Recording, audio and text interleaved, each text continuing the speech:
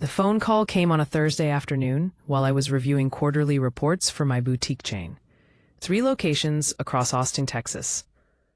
22 years of building something from nothing. The kind of success that should have felt satisfying, but lately just felt heavy. Mrs. Davidson? The voice was unfamiliar, hesitant. This is Marcus Chen. I photographed your son's wedding last month. I need to see you, alone. Please don't mention this to anyone, especially not to your son. My pen stopped moving across the spreadsheet. Outside my office window, the Texas sun blazed over the hills.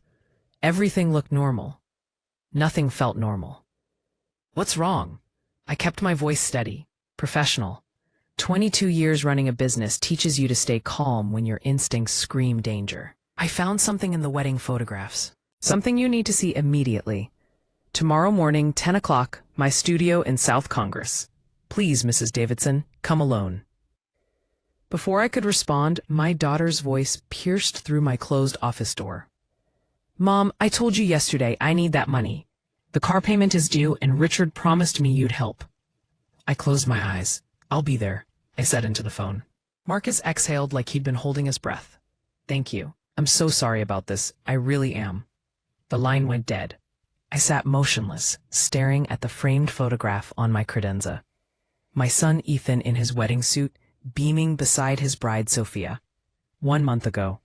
$48,000 I'd spent on that day. Every penny worth it to see my eldest child happy.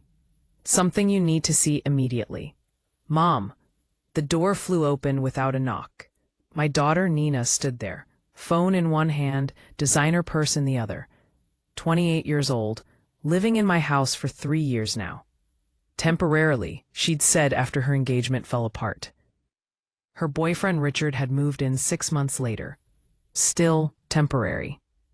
Did you hear me? I need $1,500 for the car payment. Richard's truck insurance went up and we can't cover both. I turned back to my computer screen. The numbers swam before my eyes. We'll discuss it later, sweetheart. Later? The payment is due tomorrow. Mom, are you even listening to me? Later, Nina. She huffed dramatically and stomped out. Her footsteps thundered up the stairs to the guest wing I'd converted for her. 2 bedrooms, full bathroom, kitchenette. What was supposed to be space for visiting grandchildren had become their private apartment. No rent, no end date, no grandchildren. I picked up my coffee mug. Cold. Through the window, my pool sparkled unused in the September heat. The guest house at the back of my property sat empty, while Nina and Richard occupied my main floor like they owned it. The afternoon crawled forward. I tried focusing on inventory reports, supplier negotiations, staff schedules. My mind kept circling back to Marcus's trembling voice. The wedding had been perfect, hadn't it? Sophia had been radiant. Ethan had been attentive. The ceremony at the Botanical Gardens, reception at that historic mansion, everything elegant and beautiful and expensive. What could possibly be wrong with the photographs? Around 3, Richard wandered into my office, never knocked. Just appeared like a stray cat that had learned where the food was kept. 32 years old, no steady job, living off my daughter's allowance, which meant living off me. Hey, Mrs. D. He leaned against my doorframe, arms crossed. Nina's pretty stressed about the car thing. Maybe just give her the cash, keep everyone happy? I didn't look up from my computer. Richard, I'm working. Sure. Just saying, you know how she gets when she's worried. Easier to just handle it now, right? I said I'm working. He shrugged and left.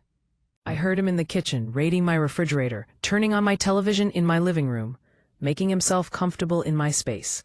I stood and walked to the window, looked at the life I'd built, the house I'd bought with my first profitable year's earnings, the business I'd grown from 1 small storefront to 3 thriving locations, everything I'd worked for, everything I'd sacrificed, all of it so my children would have security and opportunity.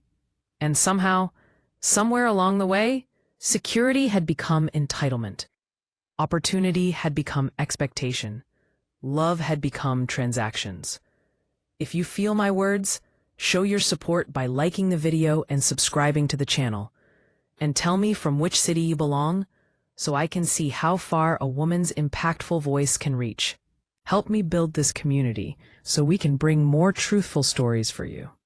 The evening bled into a tense dinner. I ate alone at my kitchen counter, while Richard occupied my living room, and Nina video called someone upstairs, her laughter cutting through the ceiling like broken glass. At 7:30, my doorbell rang. Ethan stood on my front step, perfect as always. Crisp shirt, designer jeans. That smile that had charmed everyone since he was 5. My eldest, my successful one, financial analyst, beautiful condo in downtown Austin, married to Sofia Martinez, real estate attorney. "Hey, Mom." He kissed my cheek and walked past me into the house. "I was in the neighborhood. Thought I'd stop by." Downtown Austin to my place in the hills wasn't the neighborhood, but I didn't mention it. He settled onto my couch, crossed his legs, looked around my living room like he was appraising real estate. "How are you? You look tired." "Long day. Business things." He picked up a framed photo from my side table. Him and Nina as children, building sandcastles at Port Aransas. Studied it, set it back down slightly off-center. Sophia and I have been house hunting. We found an incredible place in Terrytown. 4 bedrooms, renovated kitchen, amazing backyard. Absolutely perfect. I sat in the chair across from him, waited, watched him build up to whatever he'd really come to say.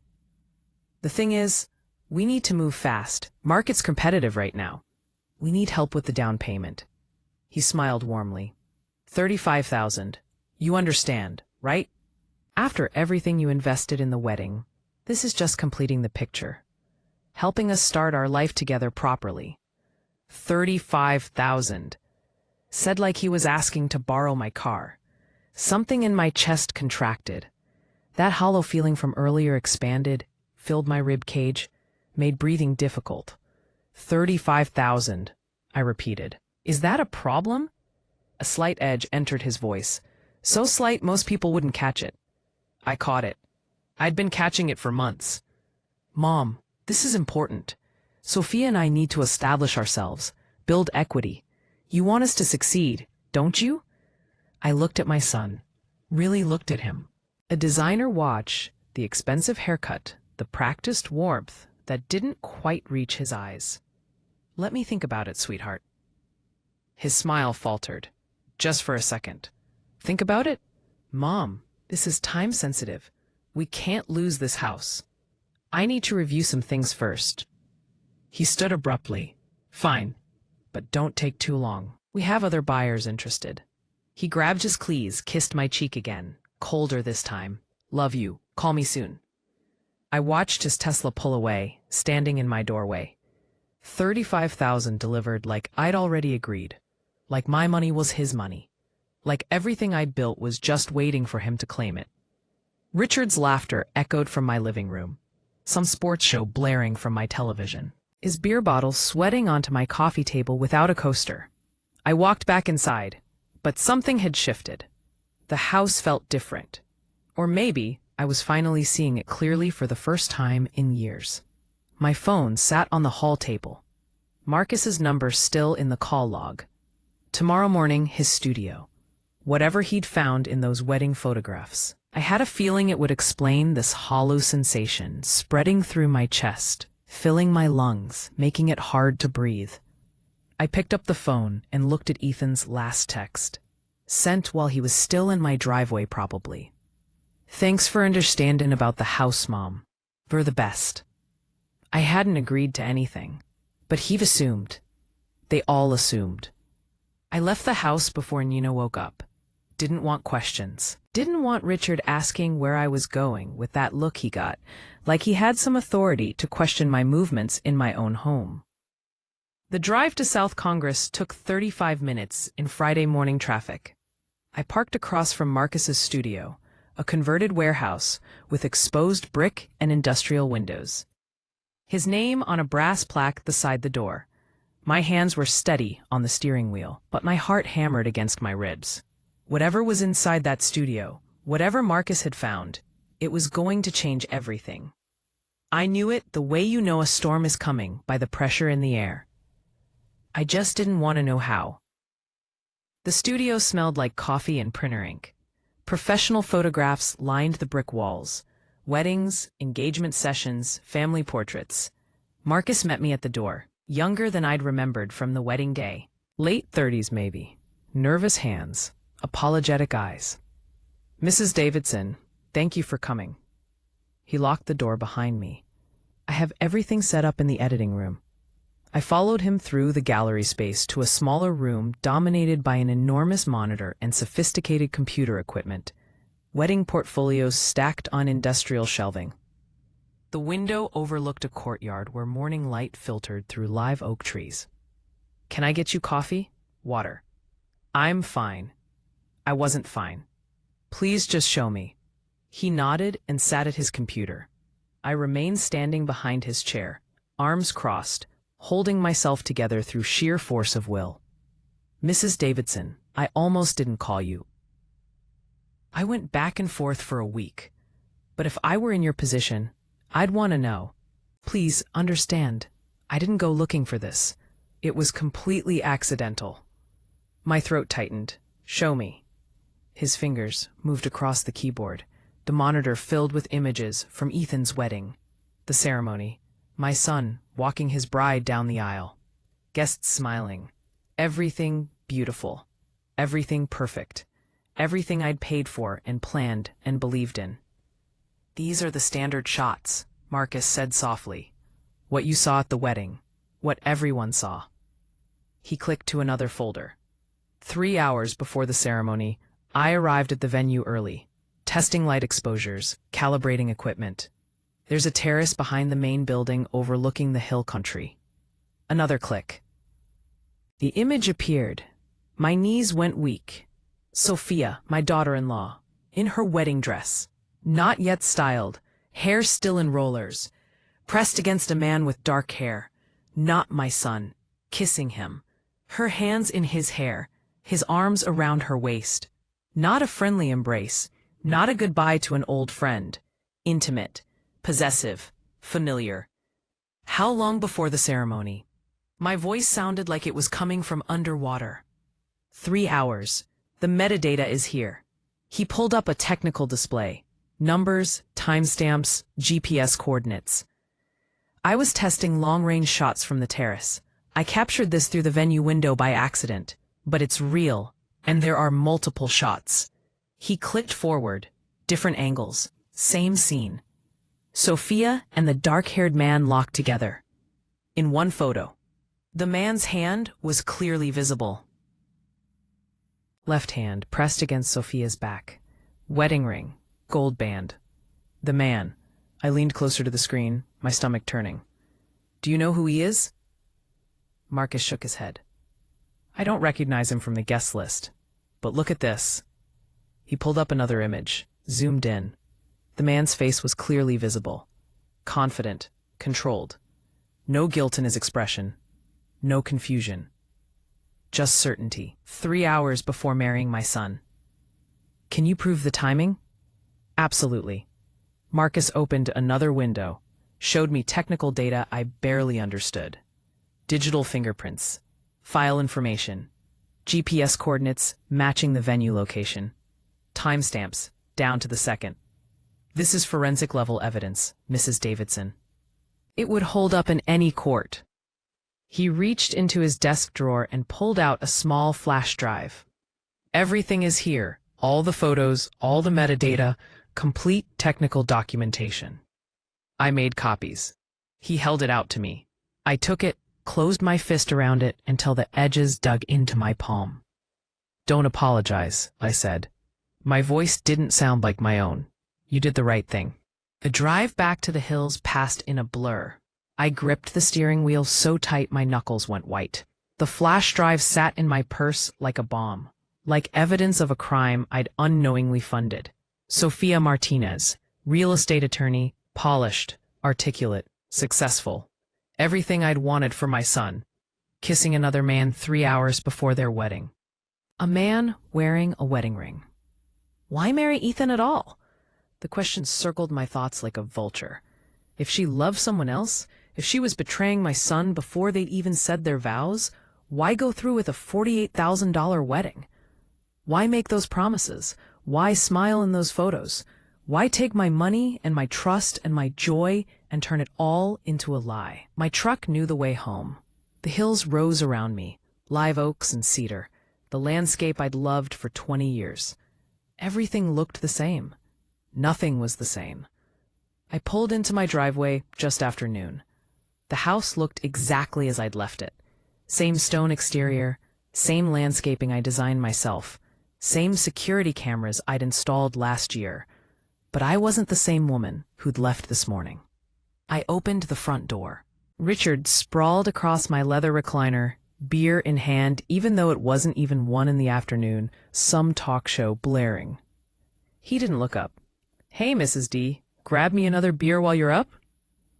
From upstairs, Nina's voice. "Mom, is that you? I need to talk to you about money for that spa weekend," I mentioned. I stood in my own entryway.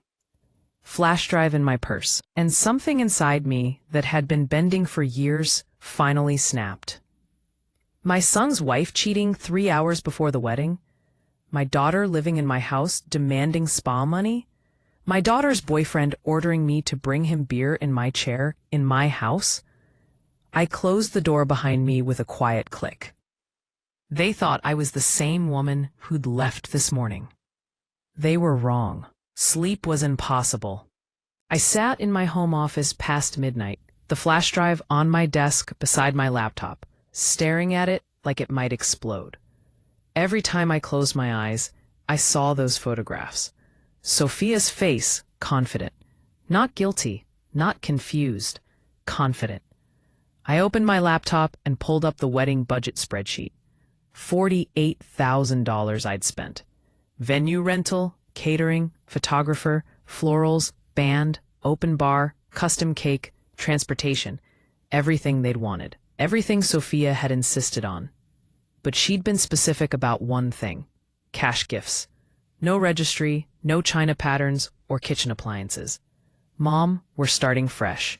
We need flexibility. Cash is more practical." I'd thought she was being mature, practical, modern.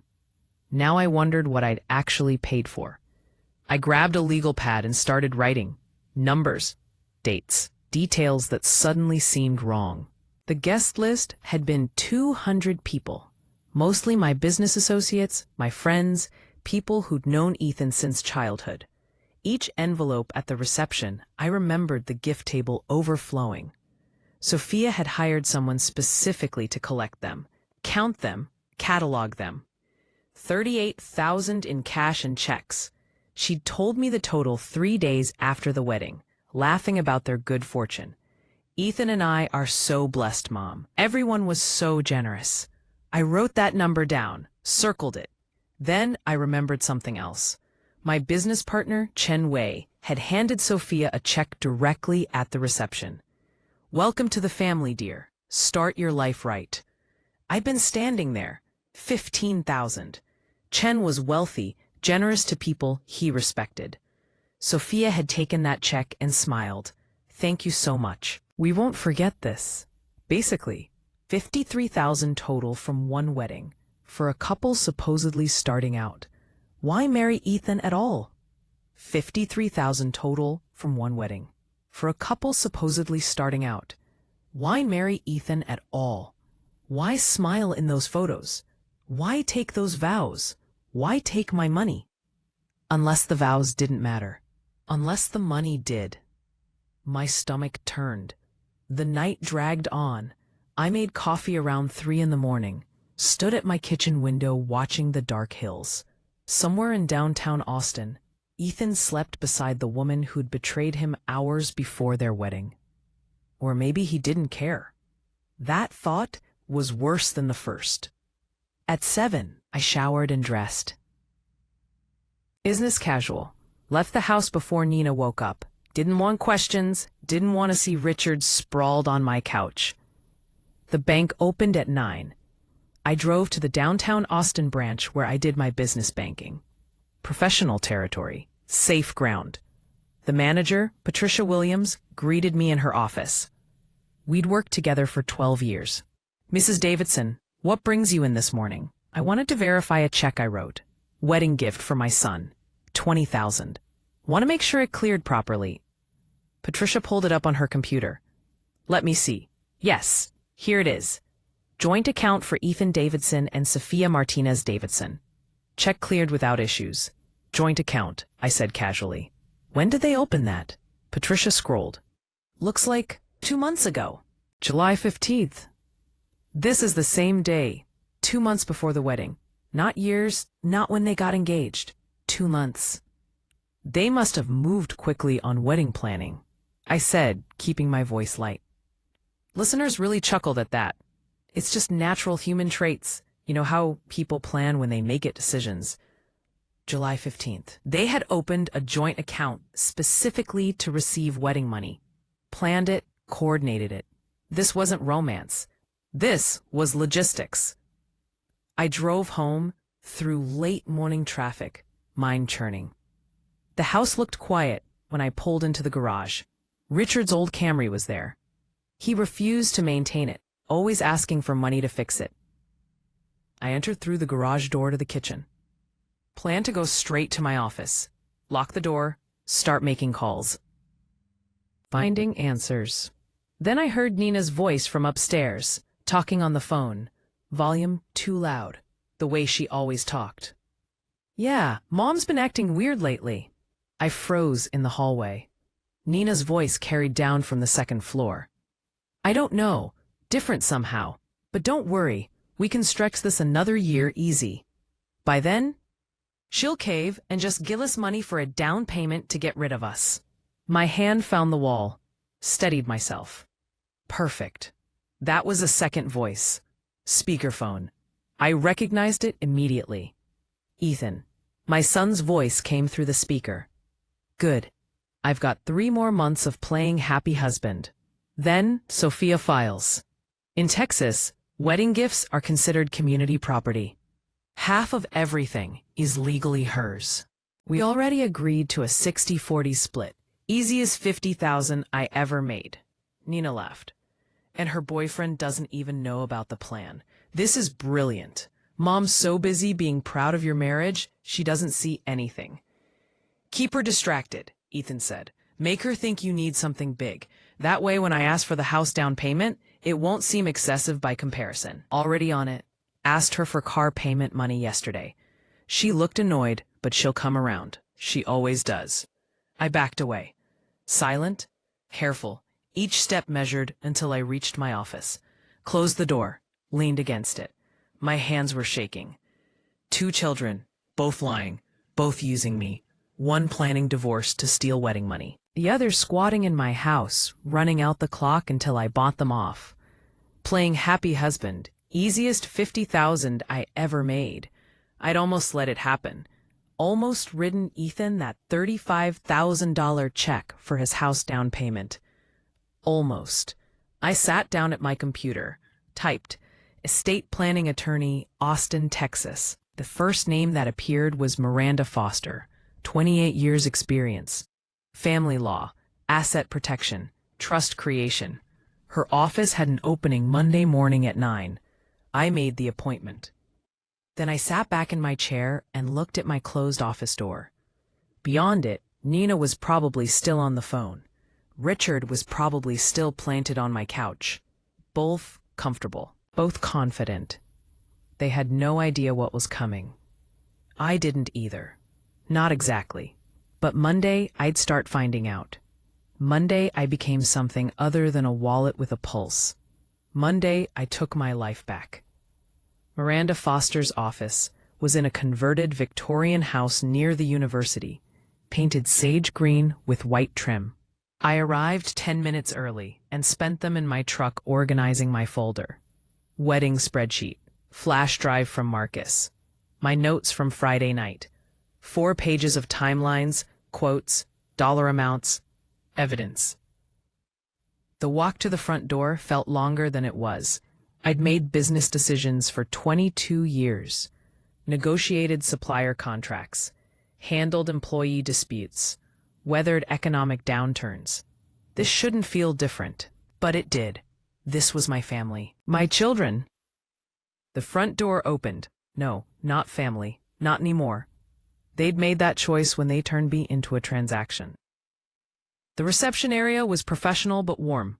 Hardwood floors, antique desk, botanical prints on the walls. A woman looked up from her computer, smiled genuinely. "Mrs. Davidson, Miranda is ready for you." Her office had floor-to-ceiling bookshelves, a massive oak desk, windows overlooking a garden. Miranda Foster stood as I entered. Early 50s, silver streak in her dark hair, firm handshake, intelligent eyes that looked like they'd seen everything, twice. "Mrs. Davidson, please have a seat. Can I offer you coffee? Tea?" "Coffee, please. Black." She poured from a French press on the credenza, handed me a ceramic mug, settled behind her desk. "I reviewed your intake form. You mentioned family matters and asset protection. Tell me what's happening. Start wherever makes sense to you." I placed my manila folder on her desk, opened it methodically.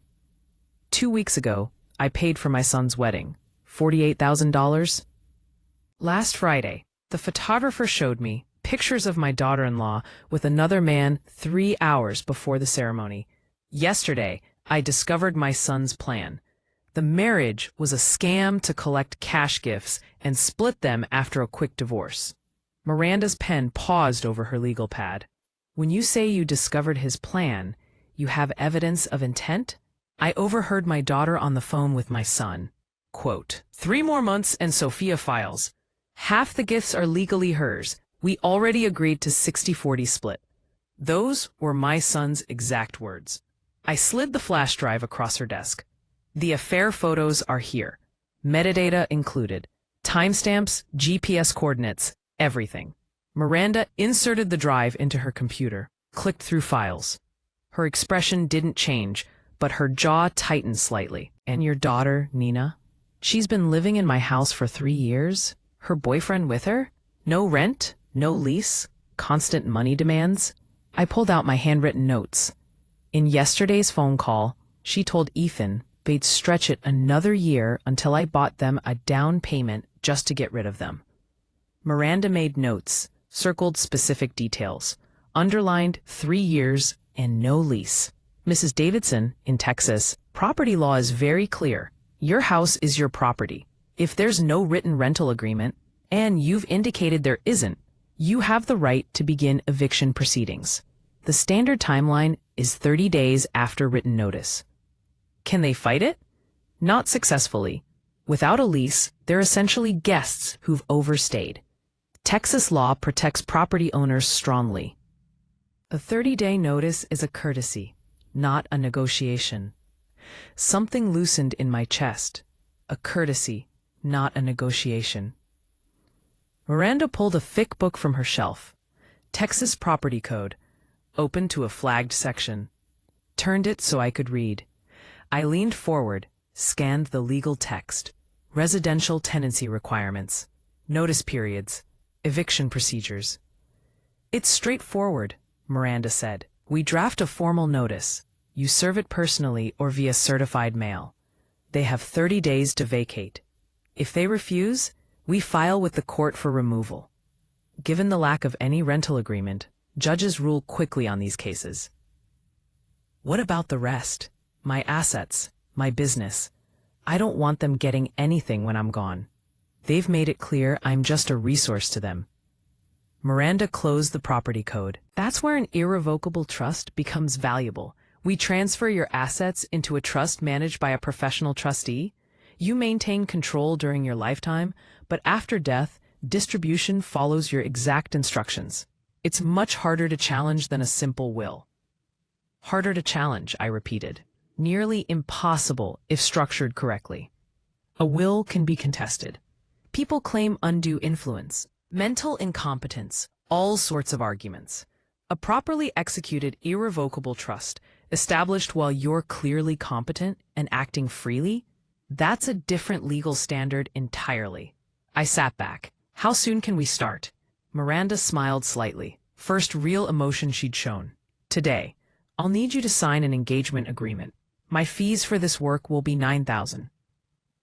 That includes eviction notices, will revision, and complete trust creation. The trust work alone typically runs $7,000, but given the connected nature of your situation, I can offer a package rate. I'd spent $48,000 on a fake wedding, another $53,000 collected by my son and his accomplice wife, tens of thousands more over 3 years supporting Nina and Richard. That's acceptable. Miranda pulled documents from her drawer. Engagement agreement, fee structure, timeline estimate. We'll have the eviction notices drafted by Wednesday morning. You'll serve them this weekend. I recommend doing it personally, so there's no question of receipt. After service, the 30-day clock starts. They must vacate by that date or face legal removal. And a trust? 3 to 4 weeks for complete asset transfer. I'll work with your financial institutions directly. We'll need current statements for all accounts, property deeds, business ownership documents. My paralegal will coordinate with you on specifics. Enda Strong. She slid the contract across her desk. I read it carefully. 22 years of business had taught me that. Scope of work, fee schedule, timeline, everything Miranda had promised, formalized in legal language. I signed with a steady hand. Miranda countersigned, dated it, handed me copies. Mrs. Davidson, I should mention this will likely destroy your relationship with your children permanently. Once you serve those eviction notices, once they discover the trust structure, there's no walking this back. I know. You're prepared for that? I thought about Nina's laugh on the phone. Ethan's casual cruelty. Playing happy husband. Easiest $50,000 I ever made. They destroyed the relationship themselves. I'm just acknowledging reality. Miranda nodded. Then we're clear. I'll call you Wednesday morning when the documents are ready. We shook hands again. Longer this time. Something passed between us. Professional respect, maybe. Understanding. Recognition of what it takes to protect yourself when the people who should love you are the ones trying to destroy you. I left her office with copies of the contract. Timeline outline. Trust structure summary. Legal documents that meant one simple thing. I was taking my life back. The elevator down felt faster than the ride up. In my truck, I sat with the contract copies on the passenger seat. Eviction procedures. Will modification summary. Trust structure outline. My phone buzzed. Text from Ethan. Mom, did you think about the down payment? We really need an answer. The house won't wait forever. I looked at the message for a long moment. $35,000 for a house he'd live in for 3 months before his sham marriage collapsed. I deleted the text without responding. Then I started the truck and headed home. Nina and Richard would be there, comfortable, confident, expecting nothing to change. They had 30 days left to enjoy that confidence. I had 30 days to prepare for war. The next 3 days crawled by like months. I went to work, reviewed inventory at my boutiques, smiled at customers, made small talk with employees, came home to my house that didn't feel like mine anymore. Nina and Richard had settled into their routine. Richard on my couch with his beer, Nina upstairs with her phone, both treating my home like a hotel where the bills were mysteriously paid by invisible forces. Tuesday evening, Richard found me in my office, leaned against the doorframe without knocking, like always. Hey, Mrs. D. Nina and I were thinking, what if we fixed up that guest house out back? We could move out there, give you more space. We just need about $20,000 for renovations. I didn't look up from my computer. I'm working, Richard. Just think about it. Win-win situation. We get our own place, you get your main house back. I said I'm working. He left, but 20 minutes later, I heard Nina on the phone in the kitchen, voice carrying. He actually suggested giving us money to fix up the guest house. Can you believe it? I told him we're waiting for the big payout. Why settle for 20 when we can get a full down payment in a few months? If you feel my words, show your support by liking the video and subscribing to the channel. And tell me from which city you belong, so I can see how far a woman's impactful voice can reach. Help me build this community so we can bring more truthful stories for you. I closed my laptop, walked upstairs to my bedroom, locked the door, sat on the edge of my bed, and just breathed. 3 more days until the eviction notices were ready. I could make it 3 more days. Wednesday morning, Miranda called. The documents are ready. You can pick them up anytime today. I left work early, told my assistant manager I had personal business to handle, drove to Miranda's office and collected 2 thick envelopes, heavy paper, official seals, legal weight. At home, I set them on my desk and looked at them for hours. The sun moved across my office floor. Shadows lengthened. Evening came. I could hear Nina and Richard in the living room. Richard's voice carried, excited, animated. Another scheme. Another ask. I picked up the envelopes and walked down the hall. They were on the couch, comfortable, Richard gesturing, Nina nodding. My television, my couch, my living room. And if we opened a food truck, Richard was saying, the startup costs would be minimal, maybe $35,000. Your mom would see returns in 6 months. Easy. Nina laughed. She'll do it. She always does. Just frame it as helping family and she'll write the check. I stepped into the room. They looked up, smiling, expecting nothing. I placed the envelopes on the coffee table between them. What's this? Nina picked up hers, puzzled. Mom, we're talking about Richard's business idea. Official eviction notice. You have 30 days to find other housing. The words landed like stones in still water, ripples of silence spreading outward. Nina tore open her envelope, read the heading, her face drained of color. Richard grabbed his, scanned it. Have you lost your mind? This is our home. This is my house. You've been guests. Now you're leaving. You can't just kick us out like we're strangers. Richard stood, stepped toward me, fists clenched, face reddening. Old intimidation tactic. We're family. Nina hasn't paid rent in 3 years. Neither of you respect me. You see me as a wallet. Time to grow up. This is insane. Richard moved closer, invading my space. Everyone will know what kind of mother you are. Throwing out your own daughter? The notice is legal. 30 days.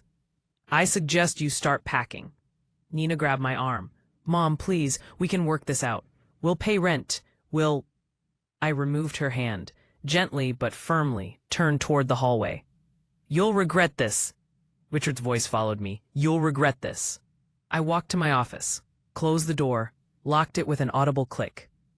Behind me, chaos erupted. Nina's wailing, Richard shouting, furniture scraping. I sat at my desk and listened. Their panic was justice. And then, intense whispers. Then Nina's voice again, higher, phone call. I pressed my ear to the door. He gave us eviction papers. 30 days.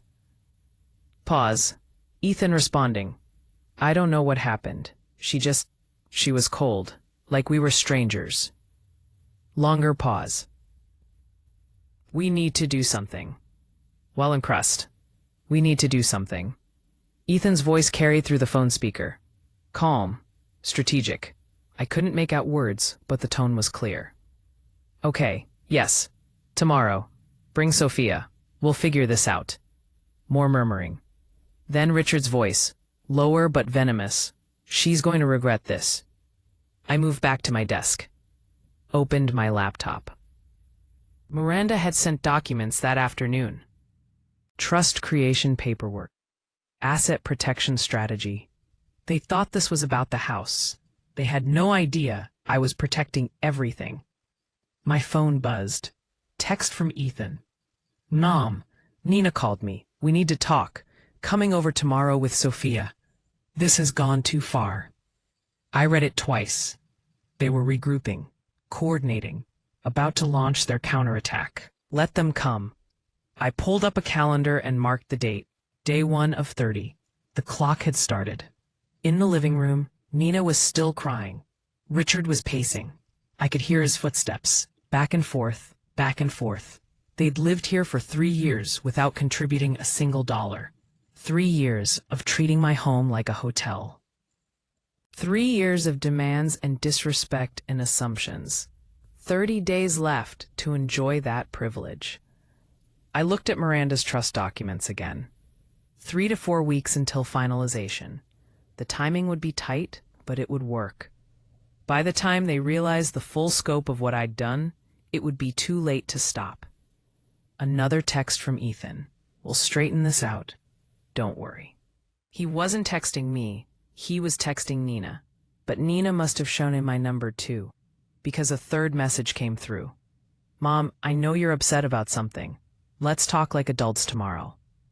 Talk like adults. The man, planning to divorce his wife in 3 months to steal wedding gifts, wanted to talk like adults. I turned off my phone. Tomorrow they'd come with their performance. Concerned son, diplomatic daughter-in-law, reasoned arguments, emotional manipulation. I'd seen the playbook already. I knew how it ended. Outside my office door, the house finally went quiet. Nina and Richard had probably gone upstairs to strategize, or cry, or drink. I didn't care which. I opened a notebook and started writing, documenting the evening. Their reactions, their threats, Richard's aggression, Nina's tears. Everything Miranda might need if this ended up in court. The pen moved steadily across the page, factual, detailed, dispassionate. Somewhere during the 3rd year of their residence, I'd stopped being a mother and become an ATM. Now I was neither.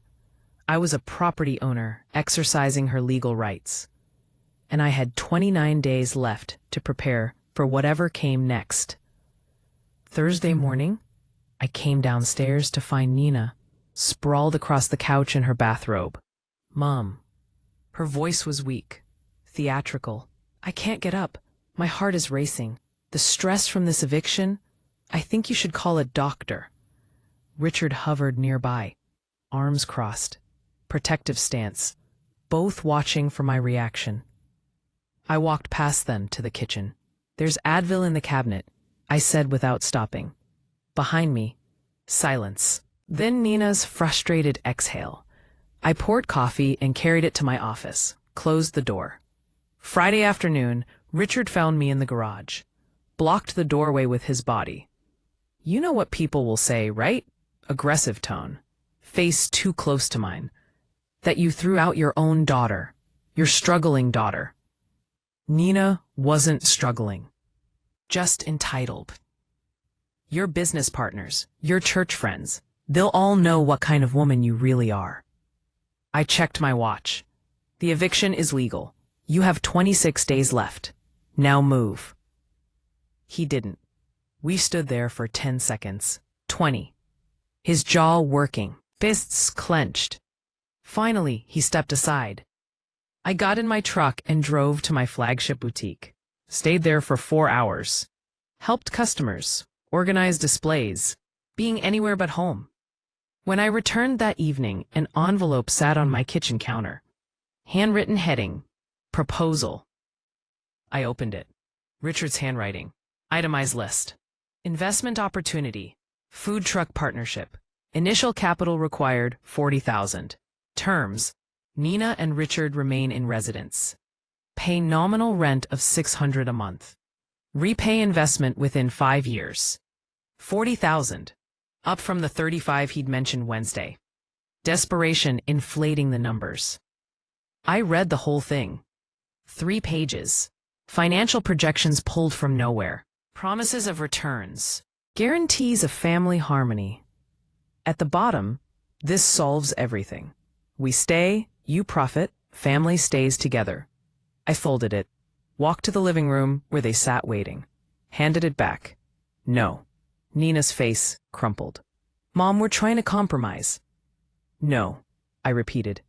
Returned to my office with my dinner. Through the wall, I heard their frustrated whispers. Accusations, disbelief, the sound of dishes slamming. Saturday and Sunday passed similarly. Nina alternated between tears and silence. Richard oscillated between threats and bargaining. I maintained my routine. Work, home, office, meals alone. Their presence became background noise. Monday evening, Ethan arrived. He'd called that afternoon. Mom, we're coming over for dinner, Sophia and I. We need to talk as a family. Not a request, an announcement. They arrived at 6:30. Ethan carried grocery bags. We're cooking tonight. You work too hard, Mom. Sophia smiled.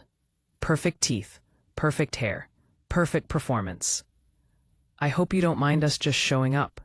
Ethan was worried. Families should support each other through difficult times. They took over my kitchen. Sophia chopped vegetables. Ethan set my table. Nina emerged from upstairs, makeup perfect. No sign of her illness. Richard appeared, freshly showered, playing the reasonable adult. An intervention, carefully staged. We sat for the meal they'd prepared. Grilled chicken, roasted vegetables, salad. Nice presentation. Sophia poured wine. Ethan made small talk about a work conference. Everyone performed normalcy. Then Ethan shifted gears. Mom, this house must be a lot to manage alone. All these rooms, the yard work, the maintenance. Have you thought about something smaller? A nice condo, maybe? I cut my chicken, chewed slowly. Sophia picked up the thread. The real estate market is strong right now. Houses in the hills sell fast. You could get top dollar, help set everyone up comfortably. There it was. Nina touched a picture frame on the side table, adjusted it. Territorial gesture. We'd help you move, of course. And whatever proceeds you got, it would be nice to share with family. Help Richard and me get started properly. Help Ethan and Sophia with investments. Everyone benefits. The house. They wanted the house sale money. Not inheritance someday. Now. The realization clicked into place with perfect clarity. Mom, I'm just saying, you're getting older. Ethan's voice was gentle, patronizing. Wouldn't it be easier to have something manageable, less responsibility? I set down my fork, looked at each of them. Ethan, Sophia, Nina, Richard. 4 faces, 4 different masks, 1 agenda. I'm not selling my house. Sophia laughed lightly, edge underneath. Of course not. We're just concerned, thinking ahead. I stood. Thank you for dinner. Good night. The scrape of my chair, the walk to my office, the door closing. Behind me, shocked silence, then urgent whispers. I grabbed my phone and called Miranda's cell. I need to see you tonight. It's urgent. I'll be at the office in 40 minutes. I waited until I heard their cars leave. Ethan's Tesla, then Richard's Camry following, coordinating, planning their next move. I grabbed my keys and drove downtown. Miranda's office was lit, windows glowing in the darkness. She met me in the parking lot. They're coordinating strategy to acquire my assets, I said as we walked to the building. The eviction triggered something. Now they want me to sell the house and split the proceeds. Tonight's dinner was reconnaissance. In her office, Miranda pulled out fresh documents. Then we accelerate the trust creation. Everything transfers to professional management. You maintain full control during your lifetime. But after death, distribution follows your exact instructions. They can't challenge it, can't manipulate it. How fast can we move? I'll start paperwork tomorrow. We'll also change your bank account beneficiaries immediately. Remove your children entirely. Do it. She pulled up forms on her computer. Beneficiary change authorizations. Trust structure outlines. I signed everything. Electronic signatures. Witnessed. Legal. 45 minutes later, I left with copies of everything. The drive home felt different. Lighter somehow. I arrived near midnight. The house was dark, except for the porch light. Inside, Nina and Richard had gone to bed. Empty wine glasses on my coffee table. They'd probably spent the evening plotting with Ethan on speakerphone. Let them plot. I had copies of the trust paperwork in my briefcase. Miranda would start asset transfers tomorrow. Within 4 weeks, everything I'd built would be protected. My phone showed 5 missed calls. Ethan. No messages. He knew something had shifted tonight. Maybe sensed their dinner conversation had revealed too much. I thought about their performance. Sophia's diplomat act, Ethan's suggestion to sell the house. Everyone benefits. Everyone except me. They'd miscalculated. Thought I was a lonely old woman they could manipulate into surrendering my life's work. I was done being manipulated. 26 days until Nina and Richard left. 4 weeks until the trust was finalized. They had that long to enjoy feeling like they still had leverage. I had that long to make sure they'd never control me again. 2 weeks had passed since I'd served the eviction notice. 15 days remained. The house felt like a war zone with invisible battle lines drawn through every room. I set the dining room table myself that evening. 5 place settings. The good china I hadn't used in years. Cloth napkins, water glasses. At my seat, I placed a manila folder face down. The folder contained 10 printed photographs. Sophia and a dark-haired man. Time-stamped, geotagged. 3 hours before her wedding to my son. I'd invited everyone, both children, both partners, a family dinner, I'd said. They arrived separately. Ethan and Sophia first, 20 minutes early. I heard them in the living room, whispering with Nina and Richard, coordinating, planning their approach. I called them to the table. The tension was immediate. They sat, exchanged glances, waited. I served roasted chicken and potatoes.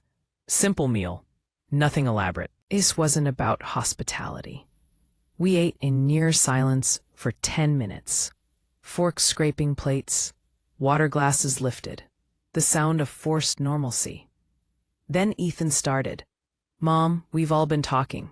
The situation with Nina, it's stressful for everyone. Maybe it's time to think about simplifying. The house, the business, it's a lot for one person. Sophia nodded, supportive. We just want to help. Selling at the right time in this market, we could help you organize everything, make it easy. Nina leaned forward, gentle voice.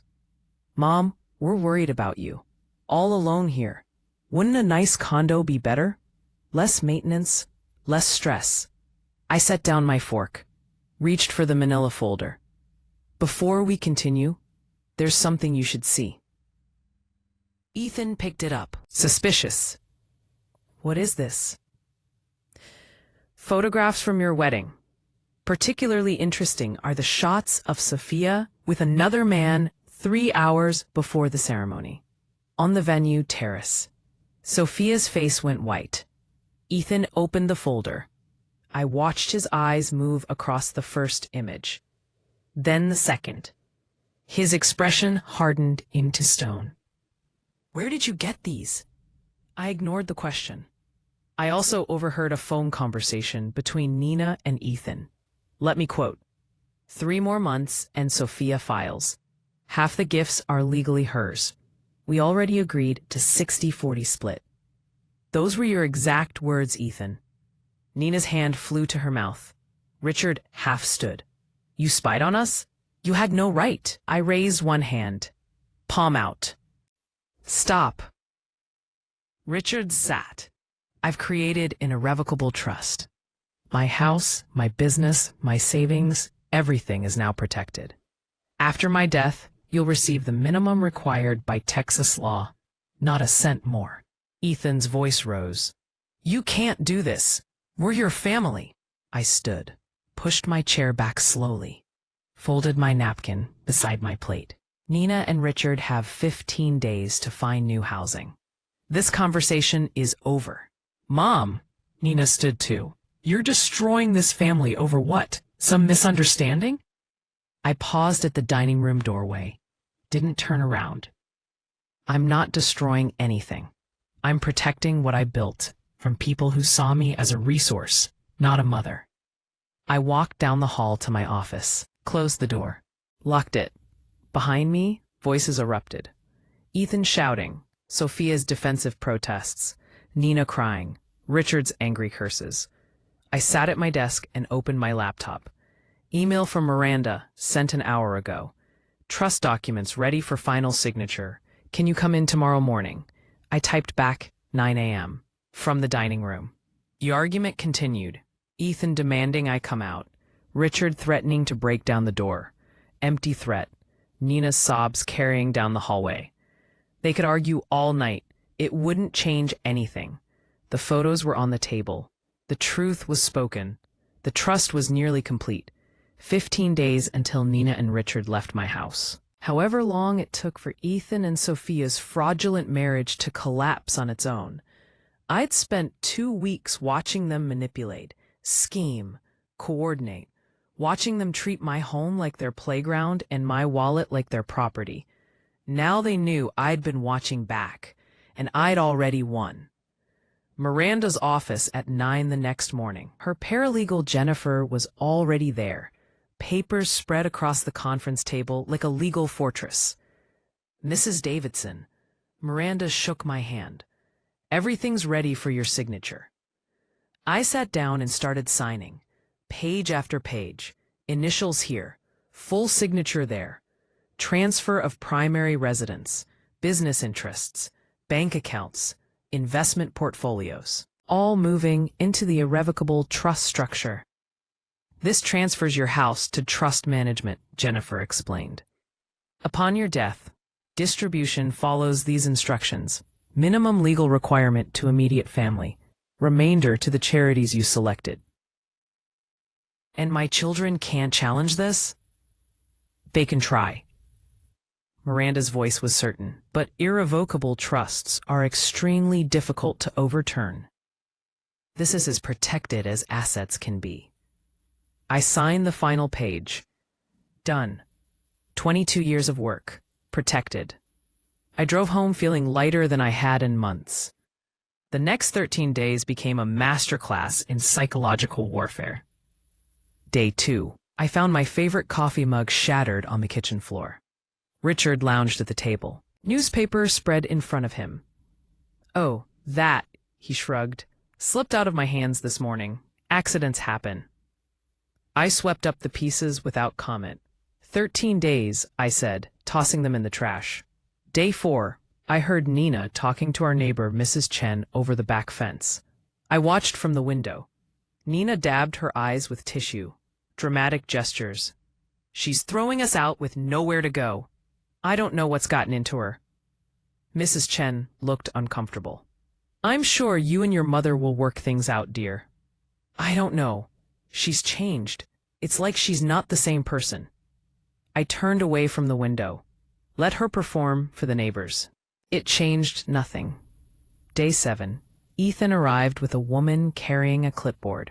Mom, this is Dr. Patterson. She's a therapist. We thought it might help to talk. I remained standing, arms crossed. I didn't agree to any session.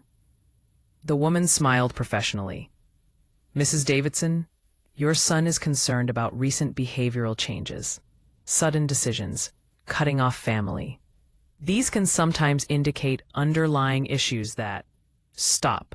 I looked at Ethan. Out. Both of you. Now. Mom, she's trying to help. If you just listen, this is my house. You're leaving. They left. Day 10. I came home from work to find my office door slightly ajar. I always closed it completely. On my desk, the trust documents sat exactly where I'd left them. Almost exactly. The corner was bent differently. Someone had looked through them. That evening, Nina was quieter than usual. Richard kept glancing at her. They knew now. Really knew.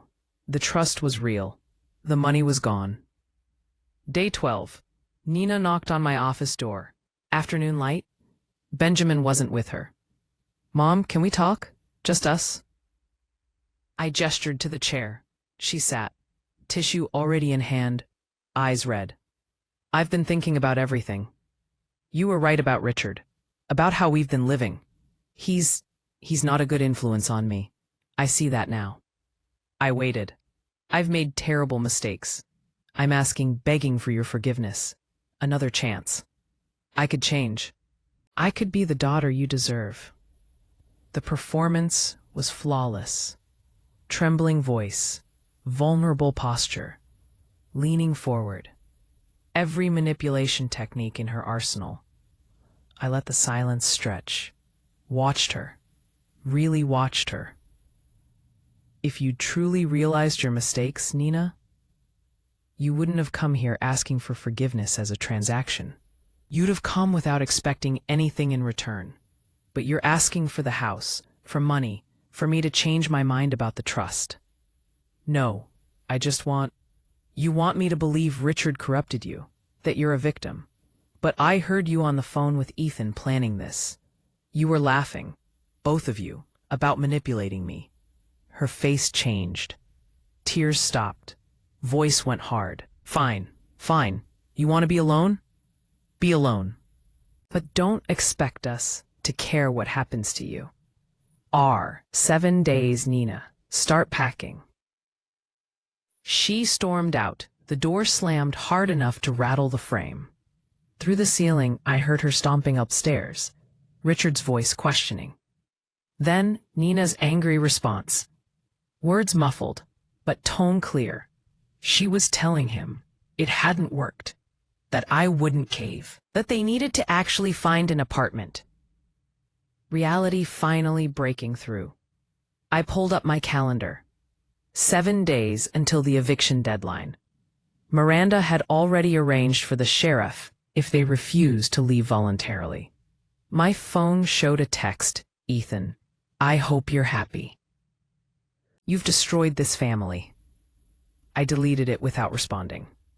The trust document sat in my desk drawer. Signed, notarized, filed. Every asset I'd spent 22 years building. Protected. The house was mine. The business was secure. My will reflected my choices, not their expectations. 7 more days of their presence. 7 more days of psychological warfare. Then silence, space, peace. For the first time in 3 years, I'd have my house back. For the first time in months, I'd have my life back. The 30th day arrived with clear skies and unseasonable heat. I pulled into my driveway at 10 that morning. The sheriff's vehicle arrived 30 seconds behind me. Miranda's car followed. We'd coordinated this. Official. Legal. No room for argument. Deputy Garcia stepped out. Mid-40s, experienced, professional. We'd spoken on the phone twice. He knew the situation. Mrs. Davidson, he shook my hand. Let's get this done. Miranda joined us, briefcase in hand. Everything's in order. The eviction notice was properly served. The 30 days have elapsed. They're officially trespassing now. We walked to my front door together. My house, my property. But I knocked anyway. 3 firm knocks. Silence. Then Richard's voice, muffled. Go away. You can't do this. Garcia stepped forward, hand resting on his duty belt. Sir, this is Deputy Garcia with the Travis County Sheriff's Office. I'm here to enforce a legal eviction order. Open the door now, or I'll be forced to open it myself. That becomes criminal trespass. Your choice. And then a long pause. Whispered argument inside. Then the door cracked open. Nina's face appeared. Red eyes. Defiant expression trying to mask panic. And then Garcia pushed the door wider, entered professionally. Miranda and I followed. And then the living room looked like a war zone. Clothes scattered everywhere. Pizza boxes stacked on my coffee table. Beer cans. Chaos. But no packed boxes. Nothing ready. EL. Week 5. You folks weren't planning on leaving, were you? Garcia surveyed the room, making notes. EL. All right. You have 2 hours to collect personal belongings. That means clothes, personal items. No furniture. No fixtures. The clock starts now. EL. Week 5. 2 hours? Nina's voice pitched high. We can't possibly. You've had 30 days, ma'am. 2 hours is generous. Richard appeared from the kitchen, unshaven, angry. This is insane. We have rights. Miranda's voice cut through. You have 0 rights to this property. No lease, no rental agreement, no ownership. This is the final day. Richard looked at me. You're really doing this to your own daughter. I didn't respond. Didn't need to. Garcia checked his phone. 2 hours starting now. What followed was chaos in slow motion. Nina frantically stuffing clothes into garbage bags, crying intermittently. Richard throwing things into a duffel bag with aggressive movements. Muttering curses under his breath. After everything we did for her, Richard said loudly enough for me to hear. Living in this huge place alone like a miser. Garcia's voice sharpened. Sir, this is Mrs. Davidson's property. I suggest you focus on packing and keep comments to yourself. I stood in the doorway, watched. Didn't help. Didn't speak. Just witnessed them dismantling their unauthorized residency piece by piece. Nina tried catching my eye multiple times. The manipulation playbook was still open. But I'd memorized every page, knew every trick, wasn't falling for any of it. 2 hours later, they carried the last bags to their car. An older sedan, dented, struggling financially already. At the car, Nina turned. Last attempt. You'll regret this. When you're alone and need help, don't come crying to us. I met her eyes, calm, certain. I won't. They drove away.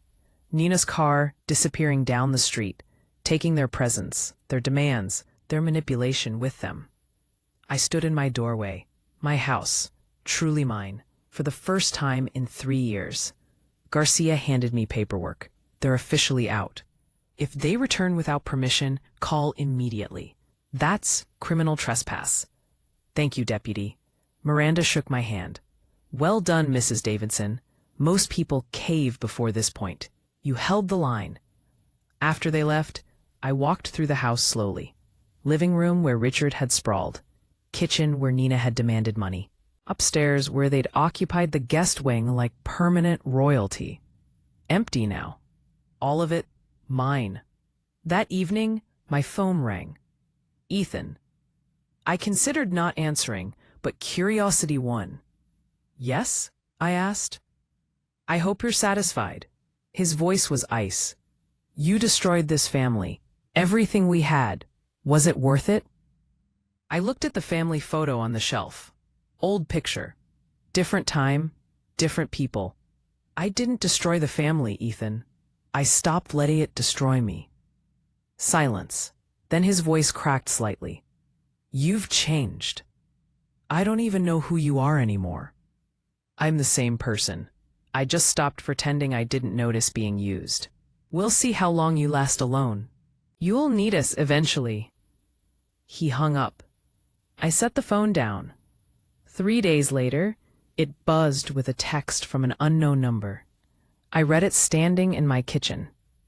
Mrs. Davidson, this is Sophia. I saw the photos. I know you know. Look, Ethan knew about my relationship too. This whole marriage was an arrangement.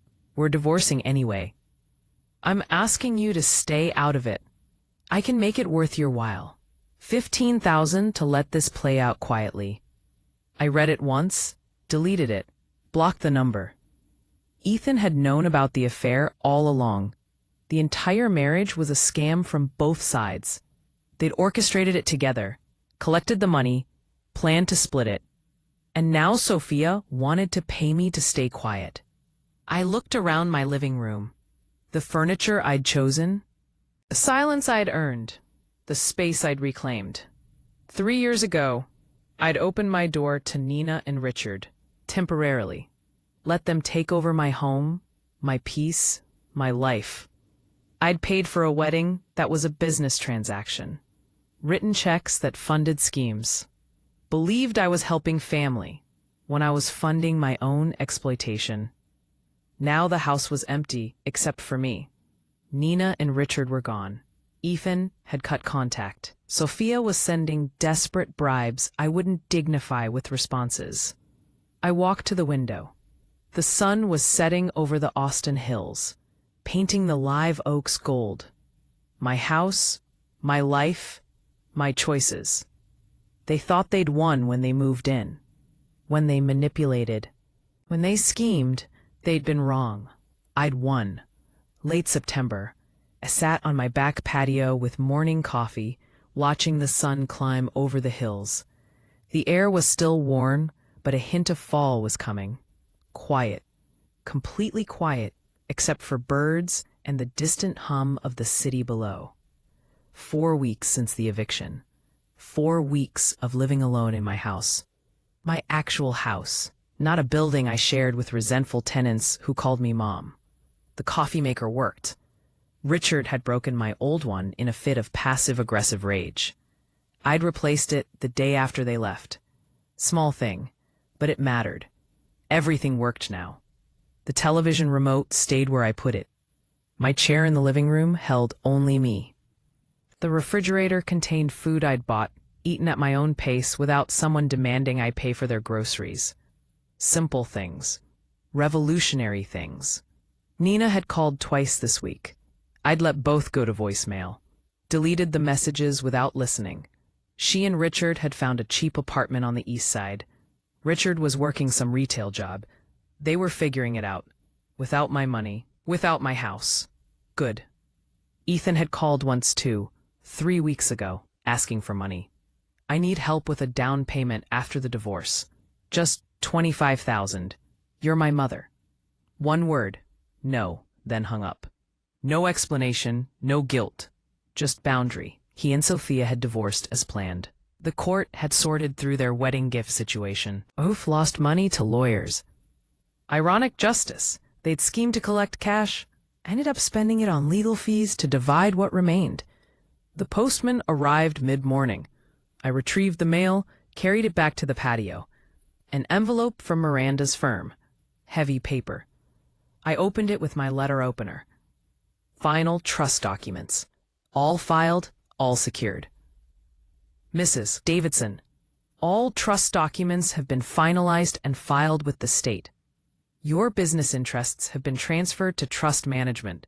Estate distribution instructions are secured. You maintain full control during your lifetime, with ironclad protection thereafter. I read it twice, then set it aside. Complete. Regal fortress built. Estate protected. Life reclaimed. My phone sat on the table beside the pottery class schedule I'd been reviewing. Tuesdays and Thursdays. I'd always wanted to try pottery. 22 years of meaning to someday, when there was time.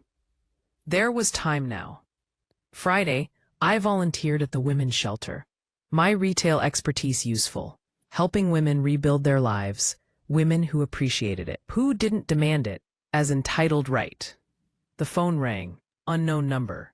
I almost didn't answer, then did. This is Mrs. Davidson. Mrs. Davidson. A man's voice, familiar. This is Marcus Chen, the photographer from your son's wedding. I hope you don't mind me calling.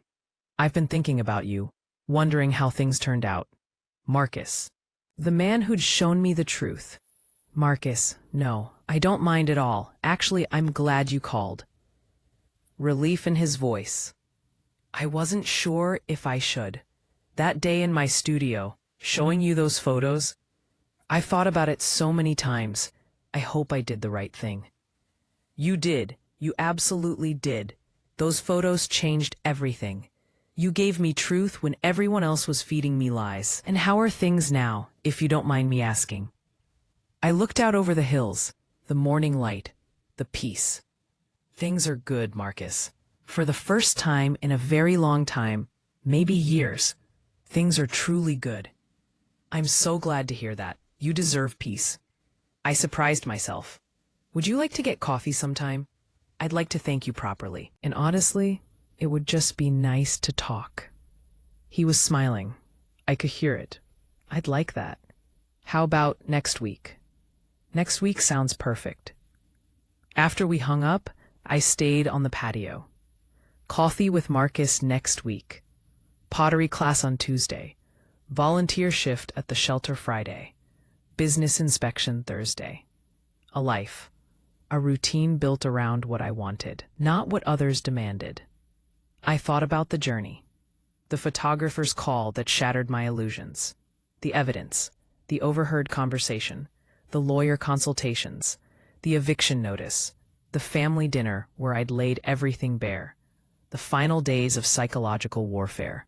The sheriff at my door. Each step necessary. Each boundary essential. My children thought I'd destroyed the family, That I'd chosen loneliness over love? They were wrong. I'd chosen myself over their version of love that looked suspiciously like theft. I'd chosen peace over obligation. I'd chosen truth over comfortable lies. The sun climbed higher, warming the patio. I finished my coffee. Inside, the pottery class schedule waited. A life waited. A future built on honest foundations, not manipulative quicksand. Nina would call again. I'd let it go to voicemail again. Richard might text. I'd delete it. Ethan might demand. I'd decline. They were learning to solve their own problems. I was learning to let them. The trust documents sat on my desk inside. Every asset protected. Every decision mine. I stood and walked to the patio railing. Looked out over the Austin Hills. My home. My view. My peace. Alone, yes, but free. And for the first time in years, maybe the first time ever, that was exactly what I wanted. The next chapter was mine to write. Coffee with someone who didn't want anything except conversation. Pottery made for my own enjoyment. Volunteer work done because I chose to help, not because someone demanded it. A life lived on my terms. Justice wasn't revenge. It was protection. It was boundaries. It was saying no when no was the only sane answer. I'd saved myself, and that was worth everything. If you feel my words, show your support by liking the video and subscribing to the channel. And tell me from which city you belong, so I can see how far a woman's impactful voice can reach. Help me build this community so we can bring more truthful stories for you. Thank you for listening to my story. Thank you for being part of this journey with me. Thank you for understanding that sometimes the strongest thing a woman can do is choose herself. Until next time, remember, you are worthy of respect. You are worthy of peace, and you are never too late to reclaim your life.